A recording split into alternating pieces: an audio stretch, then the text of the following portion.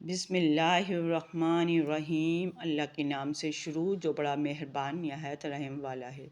السلام علیکم دوستو، یوٹیوب میں خوش آمدید ناظرین۔ آج میری ویڈیو کا موضوع ہے شب معراج۔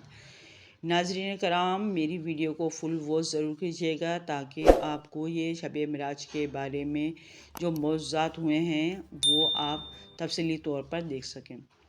معراج کمال معجزات مصطفیٰ صلی اللہ علیہ وسلم ہے۔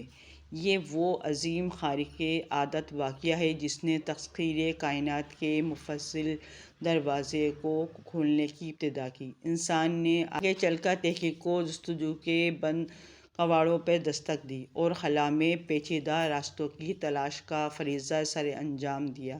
رات کے مختصر سے واقعے میں جب اللہ رب العزت حضور رحمت عالم صلی اللہ علیہ وآلہ وسلم کو مسجد حرام سے نہ صرف مسجد اقصی تک بلکہ جملہ سماوی کائنات کی بے انت وسعتوں کے آس پر کافر قوسین اور ادنی کے مقامات بلندی تک لے گیا اور آپ مدتوں وہاں قیام کے بعد اسے قلیل و مدتی زمینی سماعت میں اس زمین پر دوبارہ جلوہ افروز بھی ہو گئے۔ اسرائیل کی پہلی آیت میں ارشاد قرآن کریم میں صورت بنی خداوندی ہے کہ وہ ذات پاک ہے جو ایک رات اپنے بندے کو مسجد حرام یعنی خانہ کعبہ سے مسجد اقصی یعنی بیت المقدس تک، جس کے ارد گرد ہم نے برکتیں رکھی ہیں، لے گیا تاکہ ہم اسے اپنی قدرت کی نشانیاں دکھائیں۔ بے شک وہ سننے والا اور دیکھنے والا ہے۔ ناظرین کرام، رجب کی 27ویں شب کو اللہ کے پیارے نبی حضرت محمد صلی اللہ علیہ وسلم کو معراج کا شرف عطا کیا گیا۔ اگرچہ اس واقعے کے زمانے کے بارے میں کئی روایات موجود ہیں، لیکن محققین کی تحقیق کے مطابق یہ واقعہ ہجرت سے 3 سال قبل پیش آیا، یعنی 10ویں سال بعثت کو۔ اس کی دلیل یہ ہے کہ شیعہ سنی علماء کا اتفاق ہے کہ نماز جناب ابو طالب کی وفات کے بعد یعنی بعثت کے 10ویں سال کو واجب ہو گئی۔ 5 وقت کی نماز اسی معراج کی رات امت پر واجب ہو گئی تھی۔ منقول ہے کہ اس دن کفار نے آپ صلی اللہ علیہ وسلم کو بہت ستایا تو آپ صلی اللہ علیہ وسلم اپنی چچا زاد بہن ام ہانی کے گھر تشریف لے گئے اور وہاں آرام فرمانے لگے۔ ادھر اللہ کے حکم سے حضرت جبرائیل 50,000 فرشتوں کی بارات اور براق لے کر نبی آخر الزماں صلی اللہ علیہ وسلم کی خدمت میں حاضر ہوئے اور عرض کیا، اے اللہ کے رسول، آپ کا رب آپ سے ملاقات چاہتا ہے۔ چنانچہ سوائے عرض سفر کی تیاریاں ہونے لگیں۔ سفر معراج کا سلسلہ شروع ہونے والا تھا کہ نبی رحمت کی بارگاہ میں براق حاضر کیا گیا جس پر حضور کو سوار ہونا تھا، مگر اللہ کے پیارے محبوب نے کچھ توقیف فرمائی۔ جبرائیل علیہ امین نے اس پیش کی وجہ سے دریافت کی تو آپ نے ارشاد فرمایا، ناظرین کرام، مجھ پر تو اللہ رب العزت کی اس قدر نوازش ہے، مگر روز قیامت میری امت کا کیا ہوگا؟ میری امت پل صراط سے کیسے گزرے گی؟ اسی وقت اللہ تعالیٰ کی طرف سے بشارت دی گئی، اے محبوب، آپ امت کی فکر نہ کیجیے، ہم آپ کی امت کو پل صراط سے اسی طرح گزار دیں گے کہ اسے خبر بھی نہیں ہوگی۔ اس واضح بشارت کے بعد سرکار دو عالم براق پر سوار ہو گئے۔ جبرائیل امین نے رکاب تھامی، میکائیل کے لگام پکڑی، اسرافیل نے زمینیں سنبھالی، جس کے ساتھ ہی 50,000 فرشتوں کی سلام کی صدا سے آسمان گونج اٹھے۔ حدیث میں آیا ہے، براق کی تیز رفتاری کا یہ عالم تھا کہ جہاں تک نظر کی حد تھی وہاں وہ قدم رکھتا تھا۔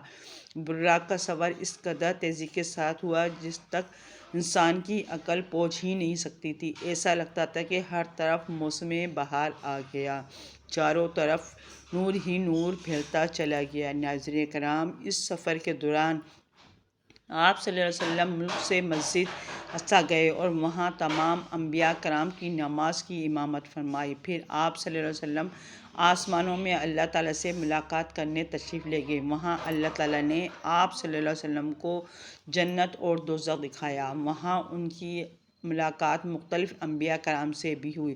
اسی سفر میں نماز بھی فرض ہوئی۔ معراج جسمانی اور روحانی اختلافی مسئلہ رہا ہے، مگر احادیث صحیح اور تفاسیر معتبرہ اس بات کی نشانی دہی کرتی ہے کہ معراج جسمانی تھی اور خدا کے رسول نے فرش سے عرش تک بلکہ قاب قوسین اور ادنیٰ تک منزل اپنے اسی جسم نازنین خاکی کے ساتھ طے کی تھی۔ سفر معراج کے پہلے مرحلے پر سفر جاری تھا کہ حضور رحمت عالم صلی اللہ علیہ وسلم کا گزر حضرت موسیٰ علیہ السلام کی قبر انور کے قریب سے ہوا۔ آپ صلی اللہ علیہ وسلم نے دیکھا کہ وہ اپنی قبر انور میں کھڑے نماز ادا کر رہے ہیں۔ ایسے صف آپ صلی اللہ علیہ وسلم کے استقبال کے لیے کھڑے تھے۔ جب یہ مقدس قافلہ بیت المقدس پہنچا تو باب محمد آپ صلی اللہ علیہ وسلم کے استقبال کے لیے کھلا تھا۔ جبرائیل امین علیہ السلام نے اپنی انگلی سے دروازے کے قریب موجود ایک پتھر میں سوراخ کیا اور براق کو اسی سے باندھ دیا۔ پھر آپ صلی اللہ علیہ وسلم بیت المقدس میں داخل ہوئے تو ناظرین کرام، تمام انبیاء کرام علیہ السلام آپ صلی اللہ علیہ وسلم کی تعظیم و اکرام و احترام میں منتظر تھے۔ انہیں حضور صلی اللہ علیہ وسلم کی امامت میں نماز پڑھنے کا شرف حاصل ہوا۔ ناظرین کرام، انبیاء حضور صلی اللہ علیہ وسلم کی ابتدا میں نماز ادا کر کے ادب و احترام مصطفیٰ صلی اللہ علیہ وسلم سے مشرف ہو چکے تو آسمانی سفر کا آغاز ہوا، اس لیے کہ ہر زمینی عظمت حضور صلی اللہ علیہ وسلم کی قدموں کا بوسہ لے چکی تھی۔ پہلے آسمان پر پہنچ کر آسمان کے دروازے پر دستک دی گئی تو آپ پہلے سے منتظر تھے۔ آواز آئی، کون ہے؟ جبرائیل علیہ السلام امین نے جواب دیا، میں جبریل ہوں۔ آواز آئی، آپ کے ساتھ کون ہے؟ جواب دیا، یہ محمد صلی اللہ علیہ وسلم ہیں۔ آج کی رات انہیں آسمانوں پر پذیرائی بخشی جائے گی۔ آسمان کا دروازہ کھل گیا اور پوچھنے والے نے حضور صلی اللہ علیہ وسلم کی بارگاہ بیکس پناہ میں سلام عرض کرنے کی سعادت حاصل کی۔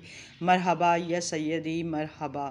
آپ صلی اللہ علیہ وسلم آسمانوں کی طرف بڑھے اور جب آسمان دنیا پر آئے تو دروازہ کھٹکھٹایا۔ آواز آئی، کون؟ جبرائیل امین نے کہا، جبرائیل۔ پھر کہا گیا، آپ کے ساتھ کون ہے؟ انہوں نے کہا، محمد صلی اللہ علیہ وسلم۔ پھر پوچھا گیا، کیا انہیں بلایا گیا ہے؟ جبرائیل نے کہا، ہاں۔ آواز آئی، خوش آمدید، کتنا اچھا آنے والا آیا ہے۔ رحمت للعالمین صلی اللہ علیہ وسلم کی ملاقات حضرت آدم علیہ السلام سے ہوئی۔